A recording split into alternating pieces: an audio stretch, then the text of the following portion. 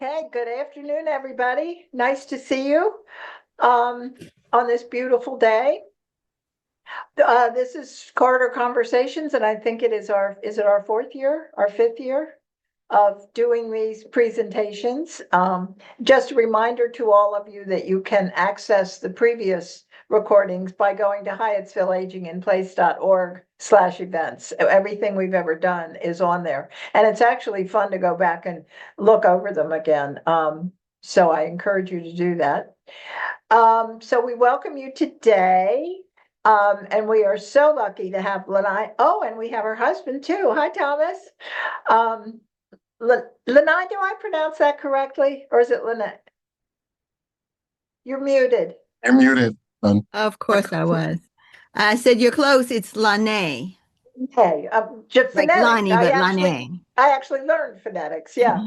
So I met Lonnae briefly at the Hyattsville Library several months ago, where she was interviewed by, was it the Post? Or Uh, no? uh, a former colleague from the Post who is now an editor at Politico. Yeah. Hmm. And it was a wonderful presentation to have a local artist right in our backyard. And unfortunately for her, the library had several books, so I didn't buy it. Yeah, but I did read it. Lonnae is, let me tell you a little bit about her and then we'll get started. Just a couple of housekeeping things. If unless you have a burning question, if you would put your question in the chat, and then Carter and I will monitor that, and we can interrupt Lonnae if it's something that needs to be addressed imminently. Otherwise, we'll take questions and answers at the end. Um, so Lonnae is, I have to read this. She's a senior writer for ESPN and slash Artscape. Did I misread that? Landscape, where she specializes in the intersection of race, sports, and culture, which is so interesting to me that you would combine all of them, which naturally seem that they need to be, but it's really an interesting perspective. She is a two-time winner of the, if I put my glasses on, I could do this more easily. She is the two-time winner of the National Association of Black Journalists Salute to Excellence Award. And prior to her tenure at the current employer, she spent 22 and a half decades? You were not that old. Two and a half decades as a reporter and columnist for the Washington Post, when it was a good paper. Excuse my editorial comment. While at the Post, she won the Society for Features Journalism Award for Excellence in Commentary and the Columbia University Graduate School of Journalism Award for distinguished work in the coverage of race, ethnicity, and ethnicity in America. In her spare time, I don't have time to do this. She is an adjunct lecturer at the Georgetown University School of Continuing Studies, and she is the author of I'm Every Woman, Remixed Stories of Marriage, Motherhood, and Work. She's long been recognized for her powerful writing style, and I can identify to that. Her book was so meaningful to me. I loved it. She is going to talk about her book, which is Bibb Country, Unearthed Family Secrets of, oh gosh, keep your glasses on. Unearthed Family Secrets, Land, Legacy, and Lettuce. And I love it because, as she will tell you, she didn't know what Bibb lettuce was until she discovered that actually her family was very involved with the Bibb family. So I encourage you all to eat Bibb lettuce. Anyway, Lonnae, if you want to go ahead, and welcome. Thank you for coming. Well, thank you so much. Thank you so much for having me, Marianne and Carter and everyone else. It's nice to see you. And since I am of the corridor, it is nice to be a part of a corridor conversation. So thank you again, especially it's so nice out. Maybe I'll go plant a garden myself, although I have a chapter that talks about that. Maybe not. I'm conflicted. You just got to read to see why. But anyway, thank you again. My grandmother's name was Susie Bibb, right? She was a descendant of people who were enslaved and emancipated by a Revolutionary War veteran, Major Richard Bibb, who in his 1839 will emancipated 65 people, gave them 2,700 acres of land, about 5,000 and about $5,000 in tools. They were not, however, deeded the land for 25 years. His Major Richard Bibb's son did not hold with their father's emancipationist views. Although I write in the book, Major Bibb struggled with enslavement and the morality of it, and came to his conclusion most chiefly once he died, right? And then even after he died in 1839, the enslaved weren't the will wasn't effectuated until 1840. And while they were able to live on the land, including my third great aunt, a woman called Catherine, Granny Kate. She was the matriarch of a place called Bibb Town. She had been allowed to move onto the land 3 years before Major Richard Bibb died, and oral history had it that she was the child of Major Richard Bibb. She was 3 years old when he died, and he was 86 years old. So, Bibbtown was an area of Logan County, Kentucky, right outside of Russellville, Kentucky, in the western part of the state, and it was separated into Upper Bibbtown and Lower Bibbtown. And so, my grandmother, my fourth great grandmother, my third great grandmother, Mama Rachel, and Granny Kate, although she was a child at the time, lived in Upper Bibbtown, where the light skinned formerly enslaved lived, and they were understood to be the children of the slave owners, of the enslavers, right? And Lower Bibbtown. And you can guess which one had the most arable land, land that you could make a living off of, land that you could grow enough to eat, and the most of it, that was Upper Bibbtown and then Lower Bibbtown. And there was a lot of intermarriage between the two. And so this history is a migration history, right? Um, it starts in the Piedmont area of Virginia, over the Appalachian Mountains, through the Appalachian Trail to Western Kentucky, then to Southern Illinois, then to Chicago, Illinois, where my parents migrated, and then here to the DC area, to the DMV. And so I'm going to read to you from my chapter that talks about my leg of this Bibb migration train. And just sort of a way to contextualize this, I write about the book is Seven Generations of History Against the Sweep of American History, and I write about migration and race and history not as an abstraction and not as something that is static, but as a lived injury in the lives of my family, and also as a dynamic system, impacting our here and now. It's also a ghost story, but may not have time for that one. So I am reading from the last chapter of the book, which is called Post-Racist.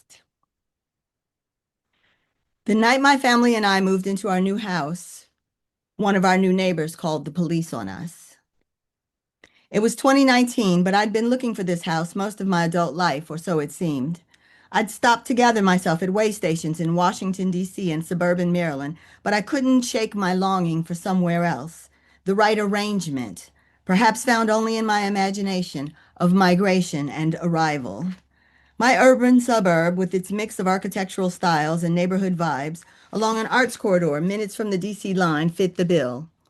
It was bungalows, Cape Cods, and craftsman revival homes, Wine crawls, porch fests, and historic house tours featuring colorful Victorians called the Painted Ladies. Every step outside my door was canopied by old trees and took me past backyards that still filled with lightning bugs at sunset. I discovered the neighborhood decades earlier and become enchanted with the old as new mixed use housing and neighbor with the old as new notion of mixed use housing and neighborhoods you could walk. Really, my writing eyes had grown weary of subdivisions, and I longed for the sidewalks and corner stores that reminded me of childhood, of bungalows and block clubs on the south side of Chicago, where gloriously free-range kids lived by the simple everyday rule that when the street lights come on, it's time to get gone. My new neighborhood had reminded me of home, and I am always trying to go home, but this time on far better terms. My town of about 20,000 people, incorporated in the late 19th century, was roughly a third black, a third Hispanic, and a third white when I moved in, with a smattering of two or more and people of color others. It sits in Prince George's County, which for decades had been the wealthiest majority black county in the country before slipping into second in 2020. For more than a century, Prince George's, which was founded on tobacco cultivation and enslaved more than 12,000 people, the most in Maryland prior to the Civil War, had been largely rural and white with a long history of segregation and police brutality. The county became more educated and more affluent as it became more black, which was to some surprising. But it was of a piece with my family history where the black Bibbs owned the land they farmed over gener where the black Bibbs owned land they farmed over generations for sustenance, for stability, and in furtherance of black futures. It followed John and Pocahontas Bibb's move from Bibbtown to Centralia, where black people built community with small businesses and industrial jobs mixed with side hustles, and sent their grandchildren to college. It was of a piece with my childhood on the far south side of Chicago, where my Washington Heights neighborhood had gone from nearly white to, oh dear God, nearly black, nearly all black, almost overnight after the 1968 passage of the Fair Housing Act. The neighborhood was a haven for educators and civil servants with great expectations for their children. It remained solidly middle class for decades before the long, slow decline of disinvestment and plundering or punitive or indifferent public policies that hound black steps whenever we get a foothold begin to catch up. The south side of my childhood was set to music from open windows and the smell of freshly cut grass that you better not step on. Pardon me. I once interviewed a lieutenant from the Disciples Street Gang back when they had more defined hierarchies and even gang violence had rules. He said they couldn't step on anybody's grass either. The South Side shaped my head the way old black women used to shape the heads of newborn babies. Prince George's County represented my approximation of the South Side of Chicago, the latest iteration in my specific leg of more than 2 centuries of Bibb, Blackwell, O'Neal, and Black migration. It represented that search for my New Jerusalem. God, I did this already, I swear. There we go. It represented my search for that New Jerusalem, which to my mind meant a place where black folks could build, grow, and hold cultural sway, along with everybody else who was cool with that. My former husband and I bought our first house in our mid-20s. It was a far suburban, car-dependent, cookie-cutter new construction that felt next level and impressed our parents, who didn't know to tell us which houses made the best investments. Because it wasn't just wealth in the form of a down payment that black people missed generationally. It was the kinds of insights that were accumulated in places our parents were prohibited from entering. My first husband and I divorced. We both remarried, and after a brief stint in a Northern Virginia exurb with my new husband, I was ready to move back to Prince George's County. By then, the kids said the PG stood for pretty girl, and resume my quest for that New Jerusalem. I chose a charming neighborhood full of millwork and memory, a place I'd written about 20 years before and thought I knew. My new house looked like me, my ex-husband told me.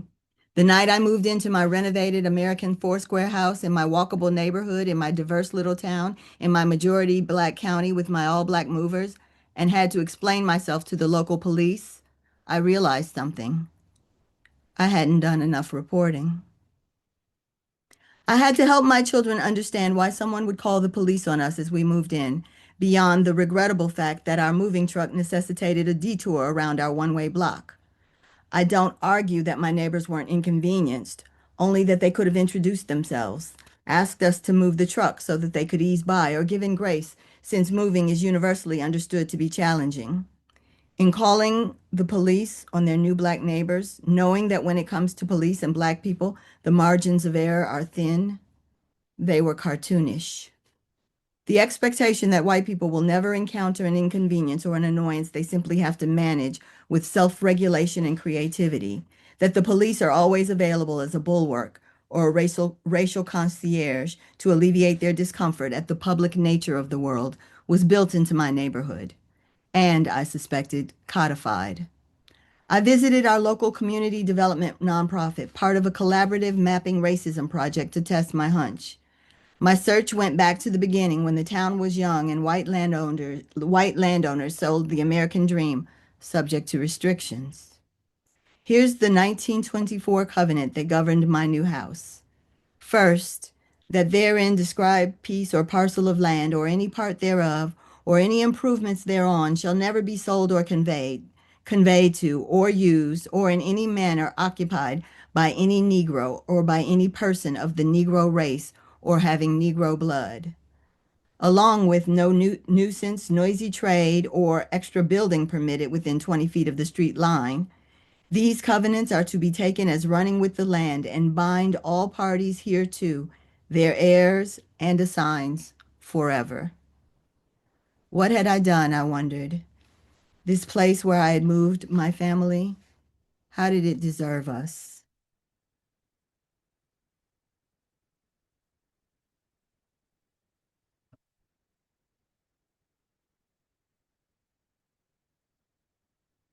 In 2019, when I moved into my new house, and certainly by 2024, with the American experiment and Black lives and women's lives again, always in the balance, I continued to believe the transaction costs of moderation and the go along to get along of America had shifted. The wages of whiteness had to be paid, and not simply by the descendants of enslavement. It's a thought that came to me when I decided to attend the inaugural reunion in Russellville, and I stood for the first time inside the Bibb House plantation. I'm here to give you back all your bags to carry and all your crosses to bear. I've been having an imaginary exchange with one of my white neighbors for some time. It's a replay of a couple of real conversations I'd had with him after we moved in. I was in the front yard and said hi or waved to him and his family. He stopped to talk one of these times, more specifically to ask me without preamble, "Do you live here?" I found the question curious. I'm sure I told him I'd just moved in or some such before saying goodbye. I didn't think much of it until I saw him again and waved. He asked me if I lived there. Again. I don't remember what I said. I probably just answered him and may have even reminded him that we'd already met. But now I made a different judgment about our exchange. As a neighbor, he'd probably seen the house being renovated in ways that made it among the newest on the block. He could see that I was black or at least a woman of color and had the luxury of working from home during the COVID pandemic. Or perhaps he assumed I didn't work. He might have noticed all the black teens and young adults in and out of the house. He might have heard an old school R&B or Chicago Hot Mix 5 compilation playing in my backyard.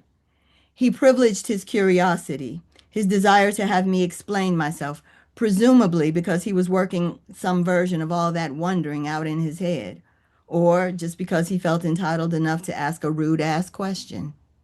Twice. I wish I had said something clever at the time, but in my experience, that's not usually how these encounters go. Since we take for granted a general comity and right to take up space while black, that specific white urgency about needing us to answer to them is always disconcerting. Still, I'm hoping one day he'll ask me again because I've had a good time thinking about how that might go. White neighbor, Do you live here? Me. I'm sorry. I don't recognize your standing to ask me that question.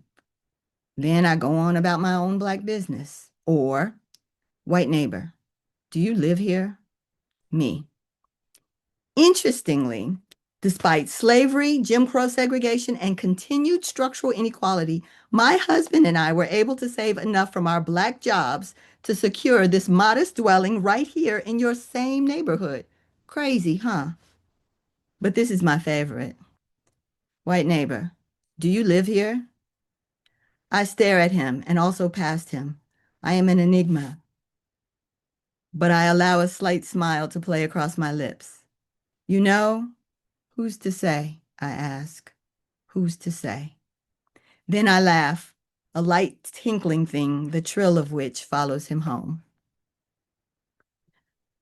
So that was my sort of, end-to-end experience, first experience, first night moving into my neighborhood in Hyattsville. I guess if I were to read the other chapter, I should tell you this part. This kind of caps it. I made no attempt to find out who called the police on us that night, though the reporter in me was tempted.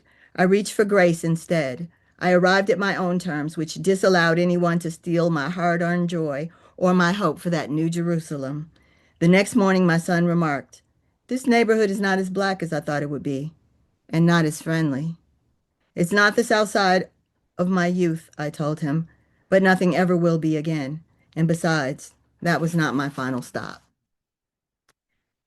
So as I just read, I didn't pursue it. I think I have a decent idea of who called the police, but what I also really, really wanted to happen was I wanted this to work.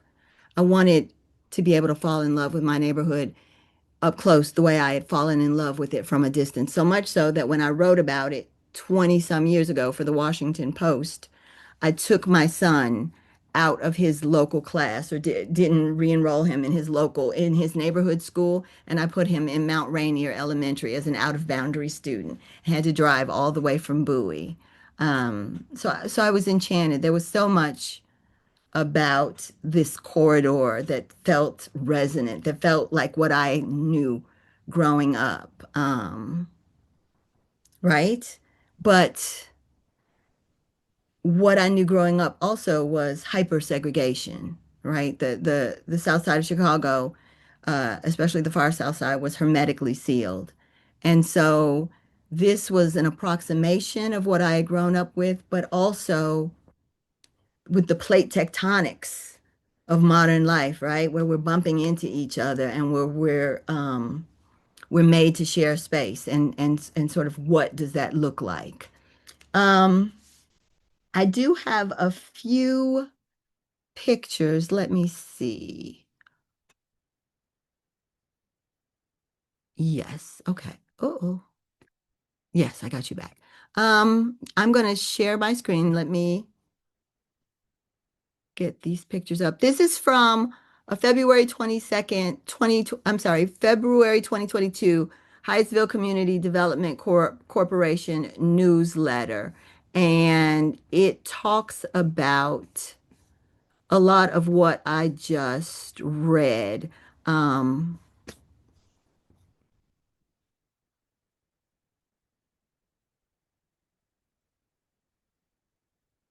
so this first, allow. So this first thing where I'm circling the cursor is one of two residential neighborhoods, black residential neighborhoods in Hyattsville. Hyattsville was, according to the research, profoundly segregated, right? Even before the covenants. So it offers some totals here that Hyattsville was 12% black in 1900 when Prince George's County was 40% black.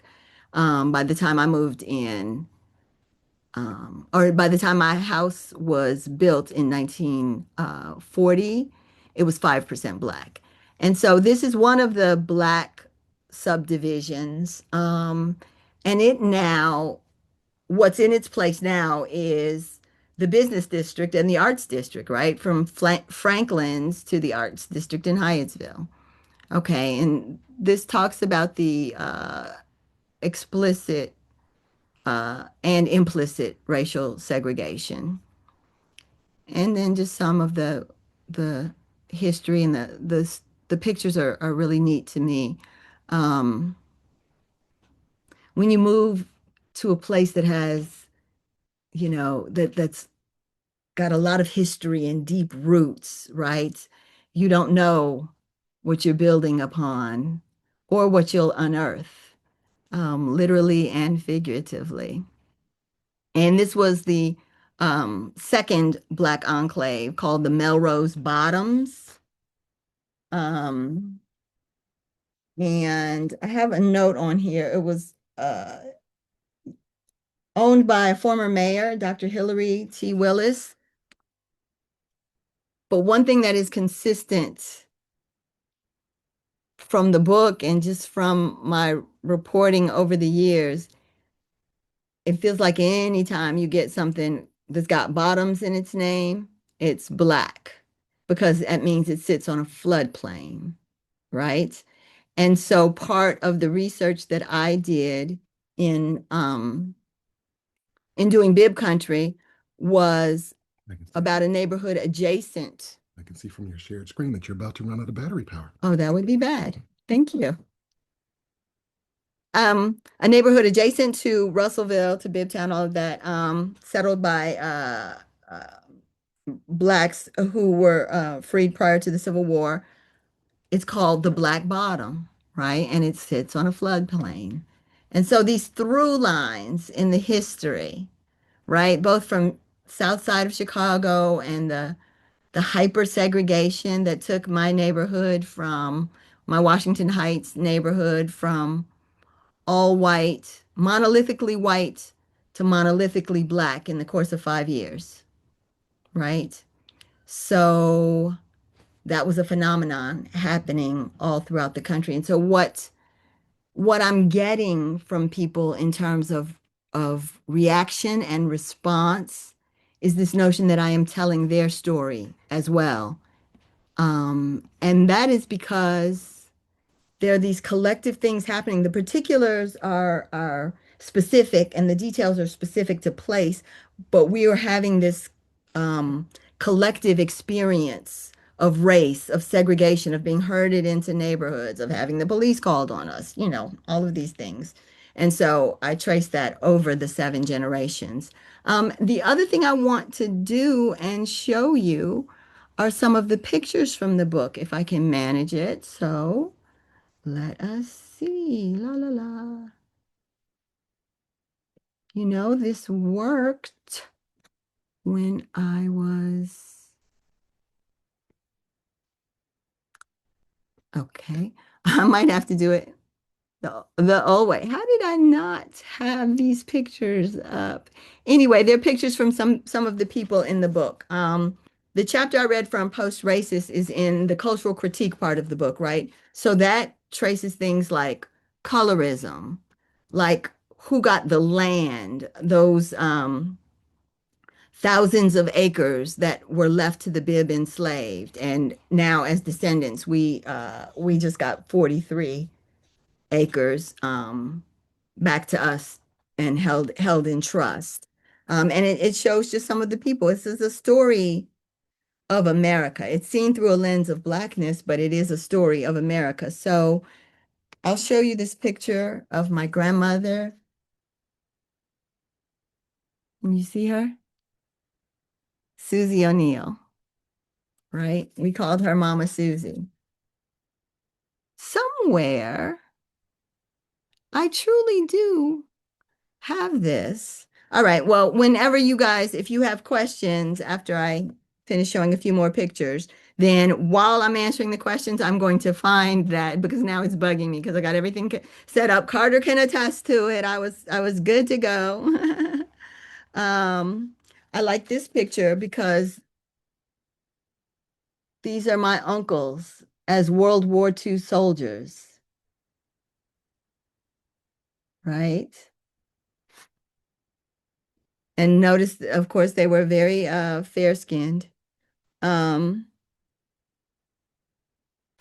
this is George Mortimer Bibb, Chancellor Bibb, they called him. He was uh, he was the brother of a guy named John Bigger Bibb. John Bigger Bibb was the executor of his father's will. He is also credited with developing Bibb lettuce. George Mortimer Bibb, his brother, was a U.S. Senator, U.S. Treasury Secretary. Um, he argued at the Supreme Court, and he has a ship named for him, or had one, the U.S. Coast Guard Cutter Bibb. And that was one of the things that had me the most twisted when I went to that inaugural reunion, because of course my grandmother, Susie Bibb, grew up hungry, right? And the white Bibbs had a wealth that was foundational to the nation. So here's George Mortimer with that little scowl and the knee breeches. It was on the eve of the Civil War. He was still dressing like a revolutionary, just kind of come over. I've got a tax listing. Oh, only two more stories, and they're good one. I mean, two more pictures. One is of my mama and daddy, and I love the glamour of this picture. That's my parents. My dad has the cigarette. Mama used to call daddy Dark Gable. Right, and that's mama. And here's another picture of mama that I have in my chapter on colorism. My mother sat at the intersection of racism, colorism, and lookism her entire life. She went into she went to Johnson's Publishing as a child in Chicago, not a child, a teenager. She was visiting her brother, and she went to Johnson's Publishing to get a summer job as a typist, and they saw her and made her a model on the spot. And this is my mother.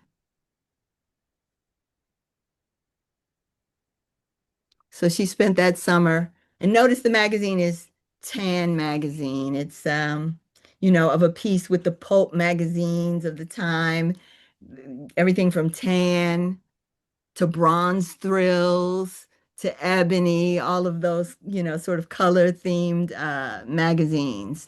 So just in conclusion, I'm when you think of American history, right?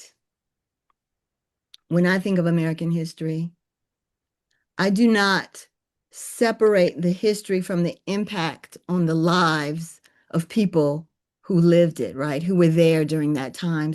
It's not a set of abstractions. It's not simply a covenant. It's me wondering why my neighbors called the police on me, or why in a neighborhood full of signs that say, in this neighborhood, I said, there are more signs about Black people in this neighborhood than there are Black people, right? And I feel like those two are related. And I say that in the book. And so that is how I approach it. What is also true is um, I am, I remained enchanted with Asterix, with the place that I moved my family. I did not move away. I gave it a chance, and I have been rewarded. Um, But as our neighborhood and the nation both show us, there's work to do. And for my money, the work of confronting the present always winds through the past. So are there any questions? Is there anything else I can tell you, either about Hyattsville or about any of those places along the migration?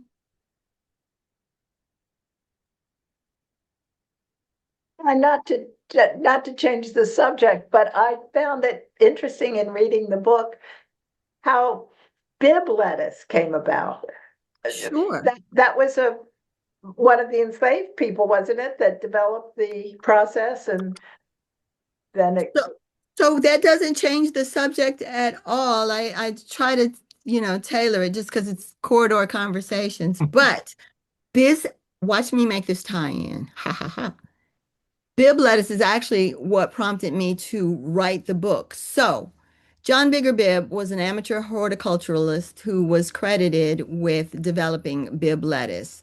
But when you dig into the process of developing a new cultivar, right, it's generational work, and it's not merely labor intensive, it's intellectually rigorous, right? A cultivar, you have to take careful note and then control for the things that you want to see in the next iteration, right? So it's constant. It's in the Enlightenment where a lot of the scientific discovery came out of, and where the white bibs sort of came from when they came out of Enlightenment England. The first bibs that we know of permanently arrived in America in 1640. So it mirrored the master-servant relationship out of Enlightenment England.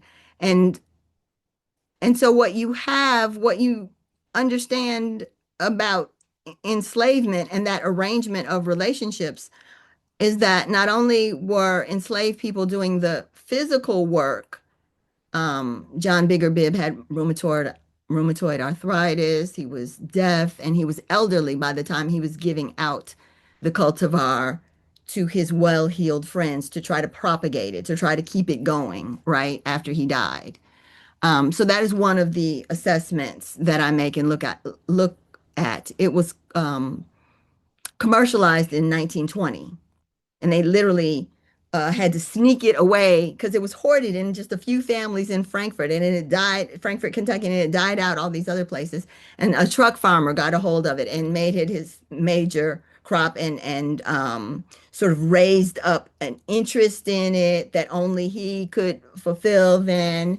And it traveled the country for a while before the advent of, salad bars and you know, lettuce in bags and all of that kind of thing, because turns out it doesn't actually travel that well. So it reverted to be more of a regional delicacy and an heirloom garden darling. And how it is responsible for me writing the book is after 2019, when I went to that inaugural Bibb reunion, I got home. I wrote a story about it for ESPN at the time. It's called The Undefeated. It's called Landscape Now. And I thought I was done with it, right? It was COVID. I decided to plant a backyard garden, get back in touch with that, like my mama and I had done in Chicago, like I did when my children were little. And I was in the seed aisle of Home Depot and in the leaf section, and I saw a packet of Bibb lettuce, and I just seized up. I cursed. That's what I did. And I grabbed a couple of packets of Bibb lettuce just because this identity was brand new to me, and I had not gotten over the laceration of it, this identity as being descendant from enslaved people. And so I thought, okay, I'm just going to throw this in here to read the back. I don't know what I was looking for, but something just said, I just need to study the packet, right? Because I was hungry. Um, was tilling my garden, preparing it when my daughter accidentally planted the Bibb lettuce seeds. And I write in the book, I abandoned my garden. I say, I haven't even been able to love the idea of it again. And what that made me realize was that this history had gotten a hold of me, and that I had to turn and confront it, right? That it wasn't going to let me go, that I had to come to some kind of terms with the bigness of all of this that I had learned at going to that inaugural reunion and finding out that my grandmother's people were descendant from enslaved people, and that the white enslavers had a wealth that was foundational to America while they grew up poor, and just all the things, as I say, the laceration of it. And that is what made me understand that I don't even know that I wanted to write a book, but I needed to write this book. I needed to come to grips with this history. So, but what follows, Marianne, I'm glad you liked the lettuce chapter, because I had not tasted Bibb lettuce. And at first, I wrote a whole chapter on Bibb lettuce, and I turned it into my editor. And he was like, I know everything about the Kentucky Derby. I know about Enlightenment England. I know about the Egyptian god who let us, fertility, let us, what was his jam? He said, what I don't know is anything about the lettuce and how it tastes and why it's so popular. And I was like, well, that's because I'm being a purist and I didn't eat it. And and he said, Lonnae, there's a hole in your story. Go eat. He may have cussed too. Go eat the lettuce, right? So I went on a quest to find Bibb lettuce in the DMV, and I write about that in my chapter 3. And I'm, in the aisles, and I'm overwhelmed by citrus dressings and floral bouquets and all of this kind of stuff. And then I finally go to a restaurant and I eat it, and I was like, oh wow. I wrote that it was so smooth, it was very nearly creamy. I was like, okay, I get what all the hype was about. I get it. Still haven't planted the garden, moved it to the front yard, which is aesthetically not pleasing. So I'm still coming to terms with that part, but me and the lettuce are good. I was gonna discourage your garden for other reasons. The minute it gets a little green leaf, the rabbits get it. So, unless you cage it, but the timing of your book and Bibb lettuce on the grocery shelves to me went together. I guess we always referred to it as Boston Bibb lettuce or something. But now it's everywhere. And you're right, it really is creamy and it's quite a contrast to the typical iceberg lettuce and the more exotic arugulas and all that sort of stuff. And So I I hope write about that, and you can wrap it in a tortilla and all that. It's Boston, there's Boston Bibb. It's all are a type of butter lettuce. Mhm. Yep. Lisa, So you have a question? I do. But so on this, Boston Bibb is Bibb lettuce, right? so Bibb lettuce is a type of, so it's Boston Bibb is a butter lettuce and Bibb lettuce is a butter lettuce. And I knew this when I was writing. I'd have to go back and look, but yes, they're all certainly in the same family. And a lot of times you'll see Boston Bibb. So Bibb is probably the precursor, and then there are variations. Did you rip out the seeds that your daughter put in, or did you in fact grow some of them? And does it grow well in Hyattsville? I'm a local gardener. So I need you. I freely admit I've never been more than a dilettante. Like Yeah. I grew some garlic once at my old house. I was like, I couldn't even be bothered to do a Google search to find out how to harvest it, right? So it's hurtful for me to admit, but I guess that makes me a performative gardener. But there were a few things. If it grows with no attention whatsoever, then I got it. Tomatoes, although tomatoes are pretty preening and everything. And I like tomatoes, so I pay most attention to them. But I like to just throw things in the ground and then sort of look. Cucumbers are scary because they get all viney and they take over everything. So all of this, but I abandoned it, and I've got this big window in the back, and I would look out the back, but it haunted me. Like so much of this book haunted me, right? So here was a living, palpable reminder of this history Right. of enslavement. So I don't know how it Right. grew. I didn't harvest anything. I just never went back there. I let it go to seed, all of it. Yeah. So did it produce a head or some heads? No, And what no. kind of was it in? Was it in a sunny area or was it in a damp area? First of all, that's another thing. Let's just say the ground here was not conducive. It was gravelly and sort of horrible. Um, Yeah, A, that's it was Hyattsville. A, it was 5 years ago. B, when I say I never went back, I tried to avoid it like it was, Yeah. haunted, which for me it was. So it never came to a head, and I didn't try to grow it. And I would look back there sort of intermittently, and I think I tried to taste something once, and it was very bitter, but I couldn't even tell you. So thoroughly did I just try to ignore that patch of grass, right? And Uh-huh. neither could I undo it, right? All my paths were blocked. I couldn't embrace it. I couldn't undo it. So I just wrote a book. I guess that's what you do when you're a writer, right? When all other paths are blocked, you got to just write about it. So, but no, Right. I would welcome because I'm going to try it again. I'm going to take my garden from my front yard where it didn't do much better, but at least I had a lovely neighbor. I write about her. She gives me hope.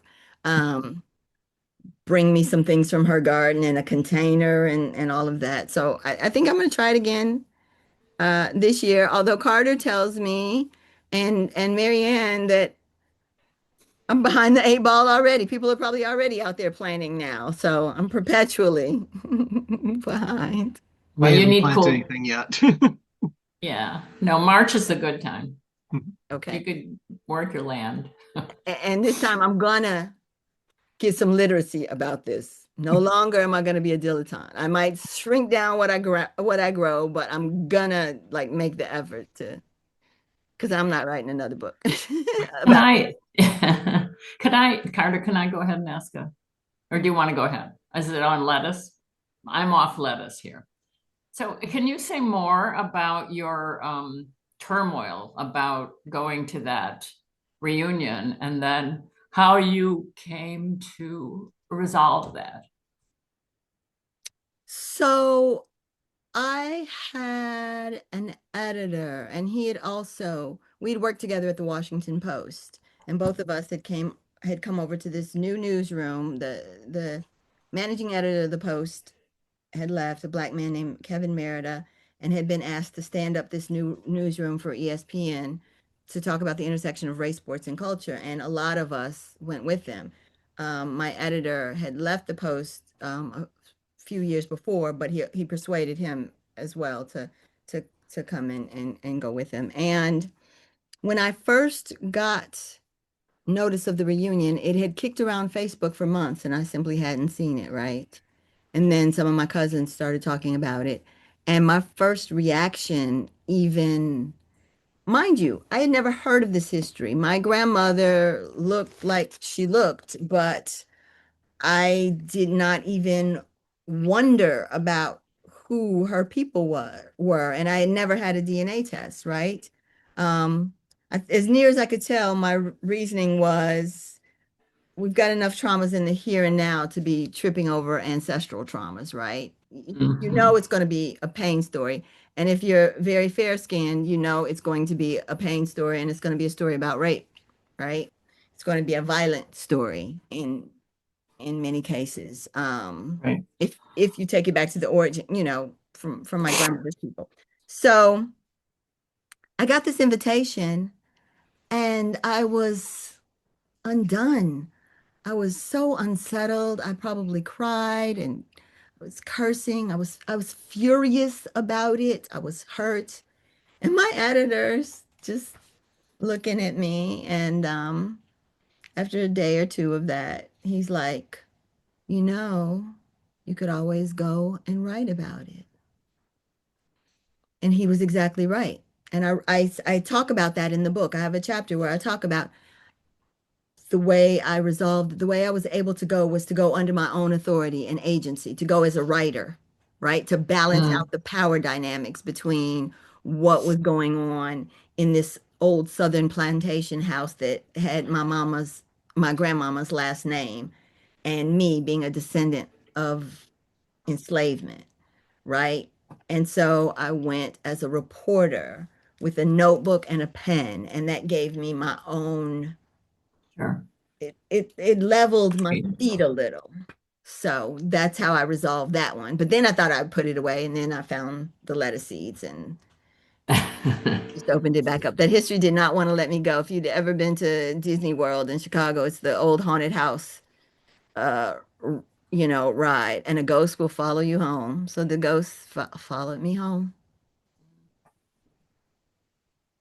I guess the question I was having was, approaching it as a writer, did you find that this was more something drawing on your reporter skills, your like digging into historian skills, genealogy. I mean, all of them kind of have some overlap, but also are a bit different. And I guess I'm wondering what sort of you drew on and what excited you as you're working on it. Woosah.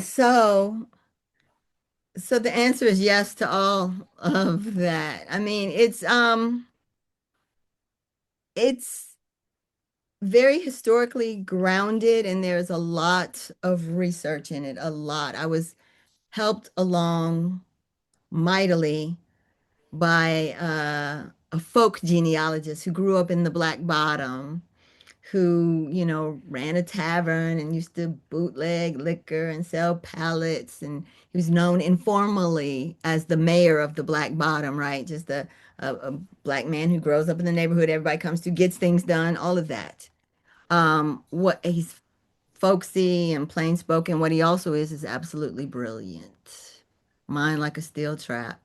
And he used to stutter when he was young, and he told me, and I wrote in the book, he said, old people would let you sit with them if you didn't make any noise. When I was young and you couldn't sit, you couldn't even break the threshold of the room where grown folks were talking, right? He said, but if you didn't make any noise, if you stayed quiet, you could sit. So he would sit with all these old people because he had a stutter, and he said old people were less cruel than the kids. So he'd be around all these old people and they would tell him stories about Bibb Town and Major Richard Bibb and the, descendants of the enslaved, a lot of which, well, some of which were still alive at that point. The last resident of Bibb Town died, I believe, in 2016, um, in a fire in her trailer Mm, that was hot enough to burn coin. mm. And a week later, her nephew died. And a couple weeks after that, some folks were in court laying claim to the land. Oh, wow. There's that. Um, so anyway, Michael just had an encyclopedic knowledge of this area of Logan County, Russellville, Western Kentucky, Bibbtown, and this family. And he started doing all of this research. And then when people, before they died, they bring him their Bibles where all the names were written. And then of course, the tools being digitized, as the years progress, made it a lot easier. And so he was my resource and my reference, which, by the way, that folk genealogist, community historian, guy who ran the tavern and bootlegged and mayor of the Black Bottom also won an Emmy for a documentary for the trailer for this documentary he narrated about the 1908 lynching in Logan County, Kentucky, which changed the postal laws. Didn't touch the lynching laws, mind you, but changed the postal laws of America. Um, and in 2024, he was awarded the Kentucky Historical Society's highest honor, right? The first time, not only that it had gone to an African American, the first time it had gone to a non-PhD. Hmm. So when you have a resource like that, right? He was able to answer so many of my questions, and I was able to go through with him and test my theories. And he never tell you you're no, that's wrong, or God forbid, what a stupid idea. He'd say, well, I'll look at it a little different and I'm gonna tell you why. And of course he would be, very accurate, very correct. Um, but yeah, no, it was densely. But what was also true is the first part is all these oral histories. I had to go back to family. And when you're doing this research, you start with the oldest people in the family because people die. Documents stay, but people die. And I had 5 people die on me since in the writing of this book, including my darling mother. Um, and so that part was just taking in all these stories and just sitting with them, right? And then you're on to something else. You're doing all this research and this history. Um, you have to compost all of that. You have to think, how does this go together? What kind of story am I trying to tell? For the longest, I wasn't even sure specifically what I was writing. I had to come to terms to it, but I had to cast a very wide net to narrow it down. So all of them. But I've been a reporter for a long time and I wrote long pieces, so this Thank was you. just much longer.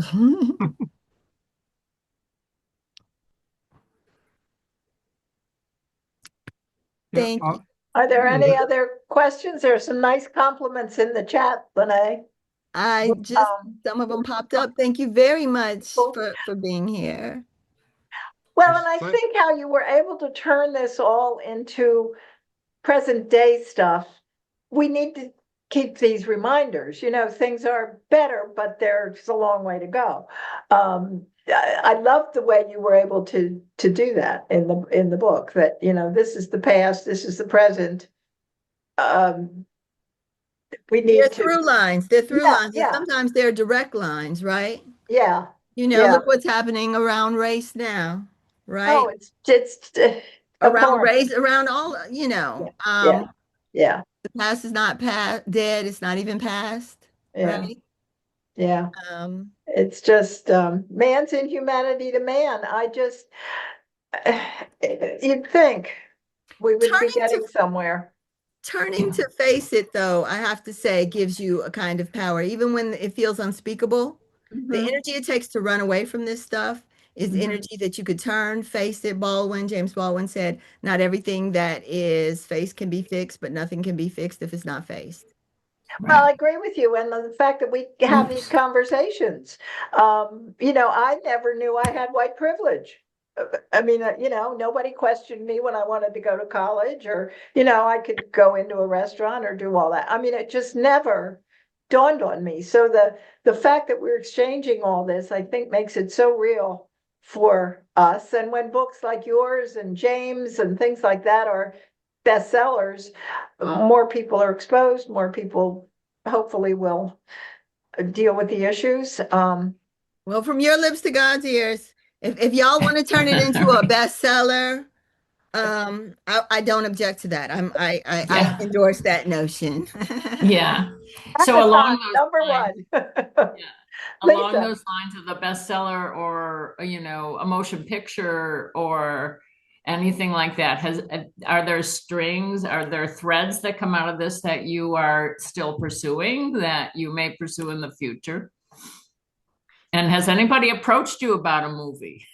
I've heard people say, so no is the, excuse me, no is the short answer, but I have heard folks say, well, this should be a movie in this story, and I think it's probably up for, I leave all that stuff to my agent.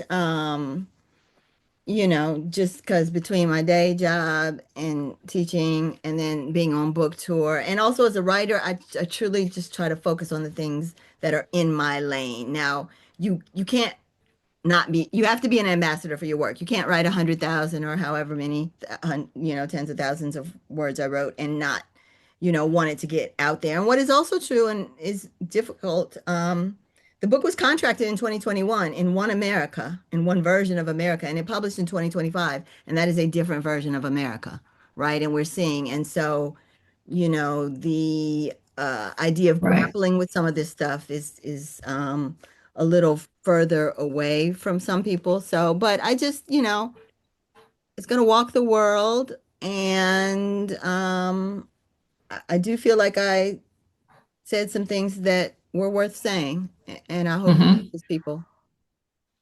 Are there other threads that are still chasing you there and Um, saying, no, you need to write about me or something? that part, yeah. So that history, and it's never settled. When you write a book, you just decide on a stopping place because you Sure. end up learning more stuff all the time. Um, Family members on both sides of my family are good about telling me what needs to be the next book, right? Including I have an uncle, David Blackwell, who's the first Black man inducted into the National Academy of the Sciences, got his PhD at 22 in 1940, I want to say. Had gone to school in 16. There's a dorm named after him at Berkeley, and he was the first tenured Black professor at Berkeley, and he headed the statistics department, right? So why Oh. this is important is he was a pioneer in machine learning. And so when NVIDIA came out with its new, NVIDIA, the tech giant, came out with its new super chip in 2024, it's named Blackwell after my uncle. Ah, Wow. Wow. Yeah, hopefully you've got stock in Wow. the company. That's what a tribute. you know, what is old stories, just keep popping up,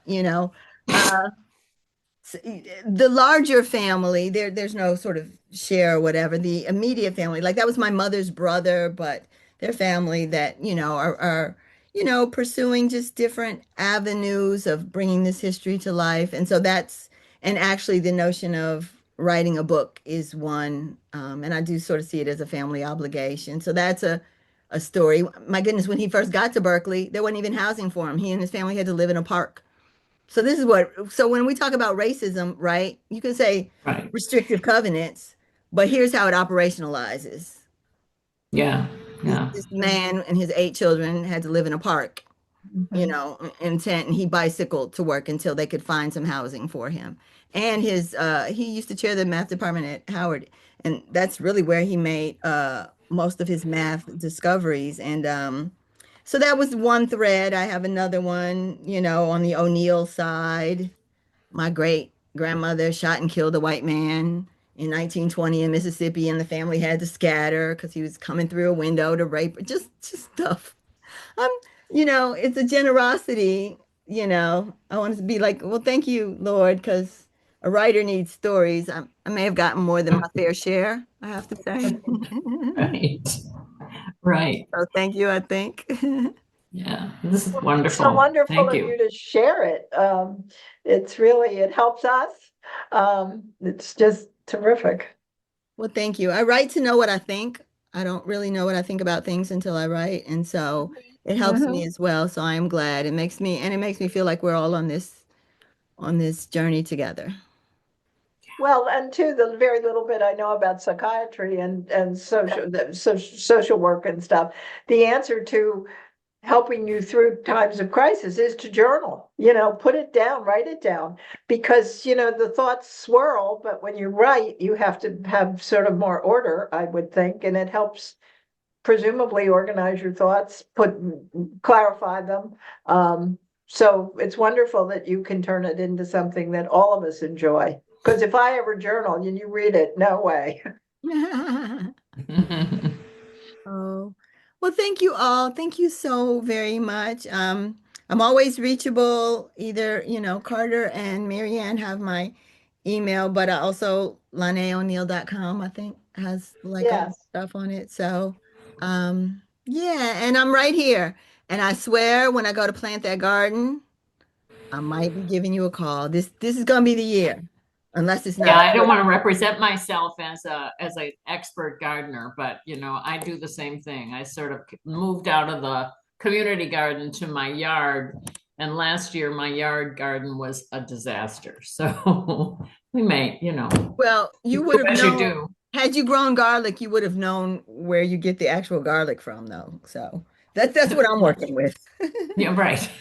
We look Right. forward to seeing you in Home Depot or the Giant, or surely we Whole Foods. Come on up. Right. Right. We're happy you're in Hyattsville, and hopefully your neighbors are too. I, Um, I think a lot of them are. And keep me on your corridor conversations mailing list, please. Sure. Yeah. And if you have other ideas about things we should do, let us know. yeah, Will this do. was just lovely. Thank you so very much. And thanks to, I don't know if he's your agent, but that guy that rides with you on the train, I know he's been the interceptor of emails and stuff. I think I barraged you to death, but Fine. it's so good to meet you both. So It's pretty easy on the eyes too, so thank you. Yep. So Great. thank you really so very much. And we'll keep in touch. Okay. Carter, thank you, and thank you all. Thank Take you, good care. folks. Thank you. Thank y'all. Carter and Marianne, if you could hang out, that'd be Yeah. great. Yeah. Right. I Well, just wanted to remind everybody that's still here, never mind. Oops, We've I'm got, sorry, I cut you off. watch the website for our March topic. So we are still getting that nailed down, but if you keep an eye on HyattsvilleAgingInPlace.org /events or /corridor conversations, you will find all the info about what's coming up, and you can find the old ones too to be able to go back and listen to hear other tales. Great. Thank you for coming, everybody. Thank you. Thank you.